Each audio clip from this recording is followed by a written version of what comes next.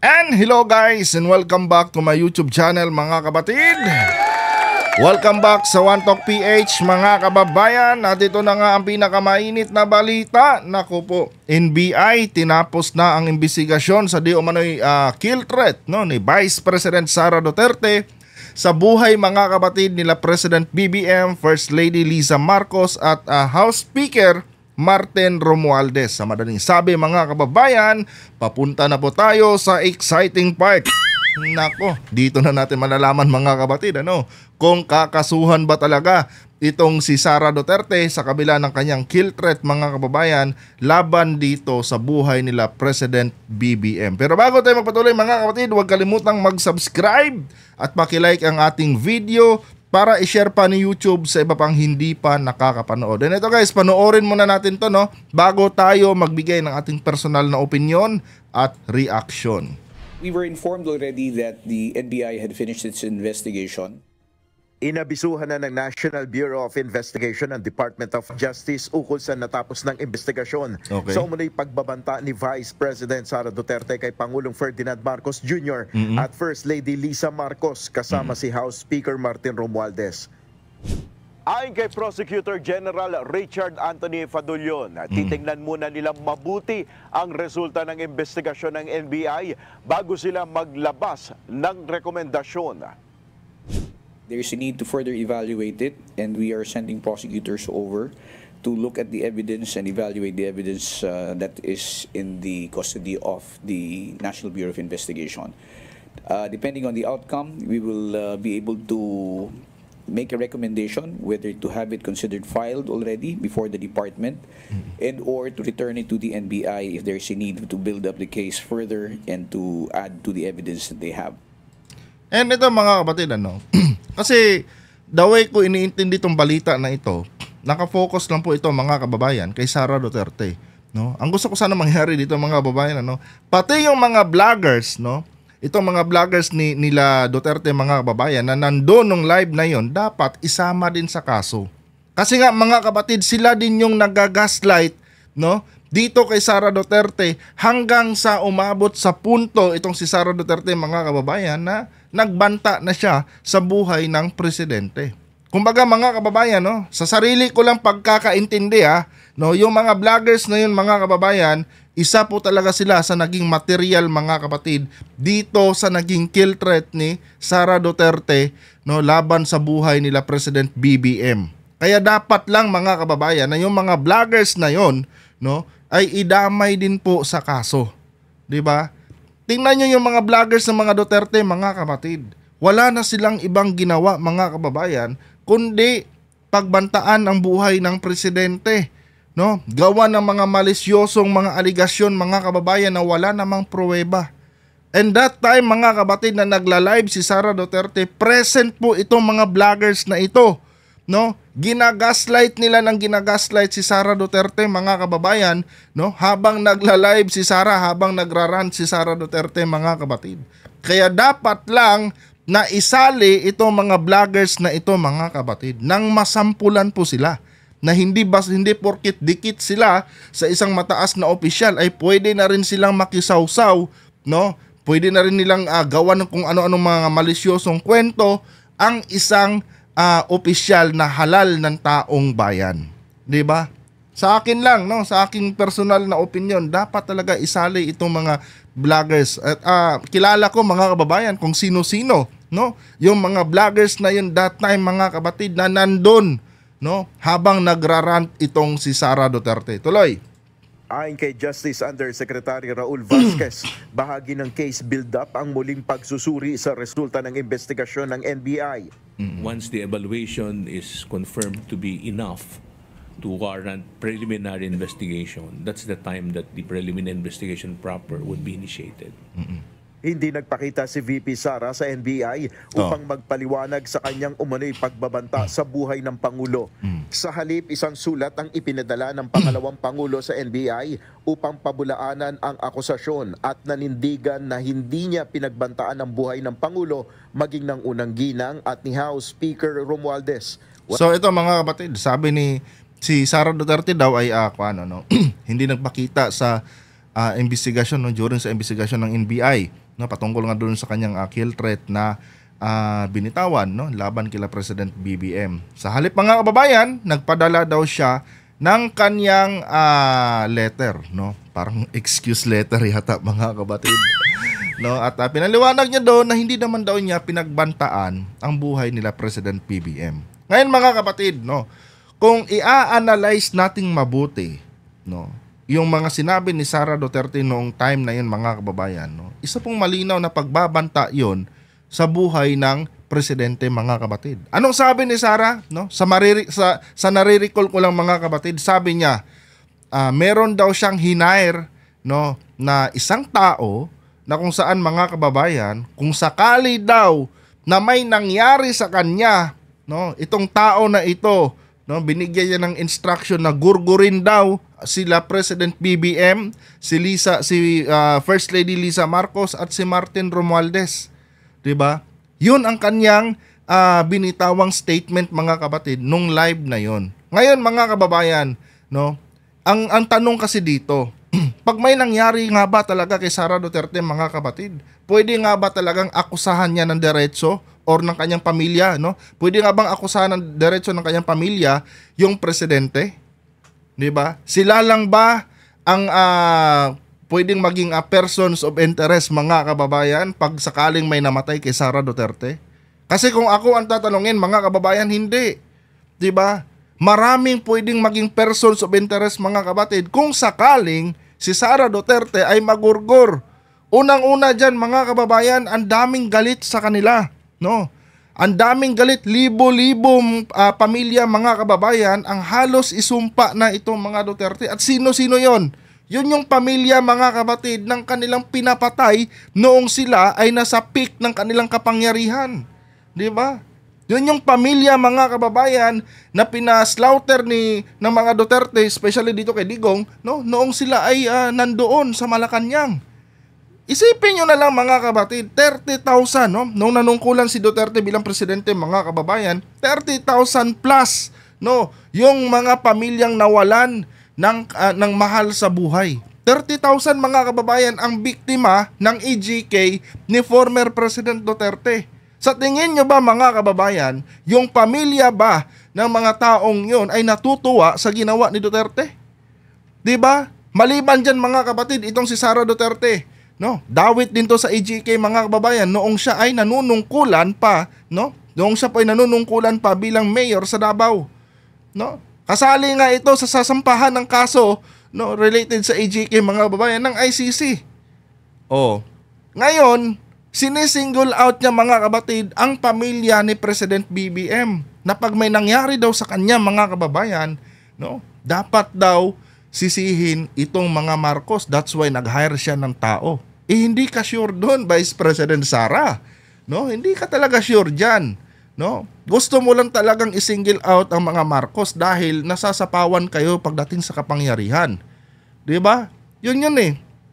Pero kung sakali man, no, kung pag-uusapan natin yung mga taong gusto kayong gurgurin, ang dami. Ang dami yung pinatay eh. No? Ang dami yung pinapatay. Oh. Sa tingin nyo ba yung mga taong yun, yung mga pamilya ng mga pinapatay nyo, natutuwa sa inyo? Eh kung wala nga lang kayo sa posisyon eh, no? Kung wala lang kayong mga security sa paligid nyo, eh baka nga sinugod na kayo ng mga yun. Oh. Baka nga ngayon eh naging kwento na lang kayo. 'Di ba? Tapos ang galing-galing mo, no, gumawa ng ganyang mga ng ganyang mga statement. To the point na umabot ka na nga sa pagbabanta sa buhay nila President BBM. Oh. Ganun lang kasimple intindihin yung mga kapatid eh. Kaya ako, kahit sabihin natin na yung statement niya is hindi diretsong tinitreten ang kumbaga hindi diretso yung statement niya na ipapapatay niya si BBM, no? Pero doon pa lang sa mga kababayan, ano, doon sa mismong line na yun na sinabi niya na pag may nangyari sa akin, no, nag-hire na siya ng tao na na magugurgur kila President BBM. 'Di ba? Doon pa lang sa linyang 'yun mga kapatid, meron na siyang interest, no, na ipapagurgur ang presidente. At pwede rin natin sabihin, no, hindi ako abogado ha, based on my personal analyzation and opinion na to mga kapatid, no? Base doon sa statement niya na yun mga kababayan, pwede rin natin sabihin, no, na anytime now, no? Anytime now. Na anytime mga kapatid, pwede niya palang ipagorgor si President BBM at ang kanyang pamilya kasama si House Speaker Martin Romualdez kasi yung tao no na sinasabi niya dito mga kababayan magpahanggang ngayon existing to, no? Existing to mga kapatid at nag-aantay lang ito, no, na magurgur itong si Sara tsaka siya gagalaw. Ibig sabihin, nandito tong taong to. Oh. At anytime mga kababayan, pwede niya itong sabihan na gurgurin mo na nga lang yan. Kasi masyado na akong ginigipit ng mga yan eh. Oh. Di ba? Ganon mga kababayan. So, how come, no, na sabihin na kiniklaim ni Sara na hindi niya pinagbabantaan ang buhay nila President BBM. Yung tao nga na inutusan mo nandito lang eh. Anytime, pwede mo siyang utusan na gurgurin mo sila. No, gurgurin mo si ganito, gurgurin mo si ganyan. 'Di ba? Oh.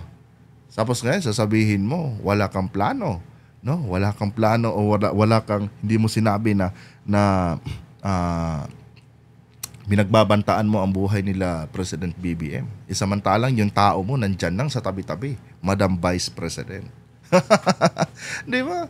Ano lang kasimple intindihin yung mga kababayan eh. Hindi man diretso yung kanyang banta, no? Kasi nga may pasakalye siya eh. Kung sakaling mamatay daw siya. Pero mga kababayan, no?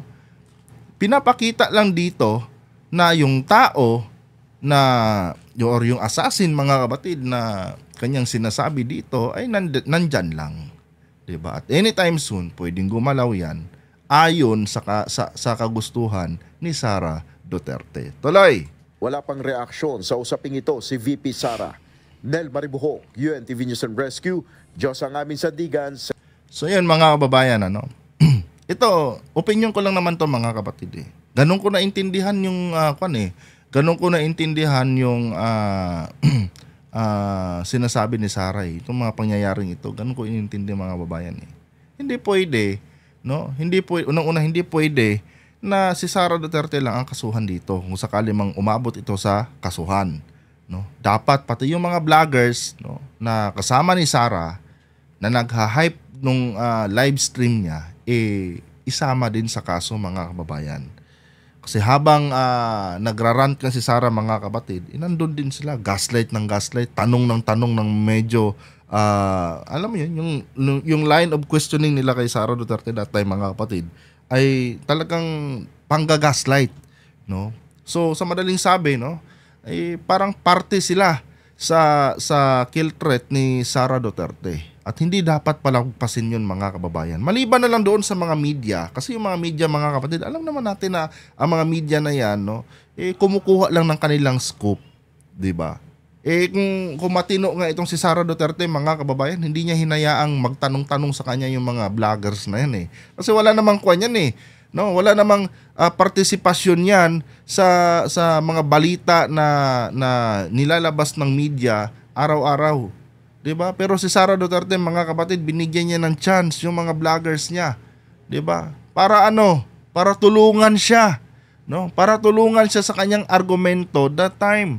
At yung mga vloggers naman mga kababayan, siyempre si Sara Duterte ang nag-i-entertain sa kanila, pangalawang pangulo, andun, no? Yung line of questioning na binibigay nila kay Sara Duterte, halatang panggagaslight hanggang umabot si Sara Duterte mga kababayan sa sukdulan. 'Di ba? Kaya yung mga vloggers na hindi yun exempted mga kapatid dito sa kill threat ng presidente. Isa po sila sa mga makinarya, no, sa nasabing kill threat ni Sara Duterte mga kababayan sa buhay ni President Marcos. And yun na nga, yung sabi ni Sara Duterte na hindi daw death threat yun, no? Hindi daw niya pinagbantaan ang buhay ni President BBM. Ewan ko ba kung paano niya inintindi yung sinasabi niya mga kapatid, ano? Sabi mo meron ka ng hinard na tao. Sa madaling sabi, yung tao na yan nandyan lang. Anytime soon pwedeng gumalaw yan. No, isang kumpas mo lang, gawin mo na. Oh, 'di ba? Hindi ba banta 'yan? Anong pagkakaintindi mo diyan, Sara? 'Di ba? Hindi ba banta? Oh. Ikaw na mismo sa bunganga mo na mismo nanggaling 'yan, no? Na pag may nangyari sa iyo automatic gurgurin din agad sila President BBM. Tsaka hindi mo pwedeng sabihin na pag may nangyari sa iyo, kasalanan agad ito ng administrasyon. Dahil unang-una sa lahat, gaya ng sabi ko sa inyo mga kababayan, no? Hindi lang isang tao ang may interest na gurgurin itong si Sara Duterte, mga kapatid. Libo-libong mga Pilipino, no, ang gustong gurgurin itong pamilya nila Duterte, mga kababayan. At sino yon? Yun yung pamilya, mga kapatid, ng kanilang pinapatay noong sila po ay nandyan pa sa pinakamataas na kapangyarihan. Mapadabaw man yan o Malacanang. Diba? Ganun yan 30,000 Pilipinos, mga kababayan, na pinaslaughter ni Digong. Sa tingin nyo, natutuwa ang pamilya ng mga namatayan na yon? Diba? Kung gaya ng sabi ko, kung wala lang siguro mga security guard ito, no? Kung wala lang mga security guard na nakapaligid sa mga sa bawat lakad nito nila Sara Duterte, matagal na tong siningil, mga kababayan, no? Doon sa pamilya na kanilang pinapatay. 'Di ba? Ganun lang kasimple yun Hindi mo pwedeng i-single out diyan ang pamilya ni President BBM. 'Di ba? Ang dami yung buhay na inutang No? Ang dami yung buhay na inutang. No? Kaya nga yung iba ngayon naghahain na ng kaso. 'Di ba? Kasi nga gusto nilang pagbayaran nyo, gusto nilang pagdusahan nyo yung ginawa nyo sa mga kamag-anak nila. Tapos ngayon sasabihin mo, administrasyon lang, pamilya Marcos lang ang may may intensyon na gurgurin ka. No. Ewan ko ba. Anyway, mga kababayan, hanggang dito lang itong video na ito. Kung nagustuhan niyo po ang ating talakayan ngayon, mga kapatid, huwag kalimutang mag-subscribe at pakilike ang ating video para i-share pa ni YouTube sa iba pang hindi pa nakakapanood. Hanggang dito na lang. Adios.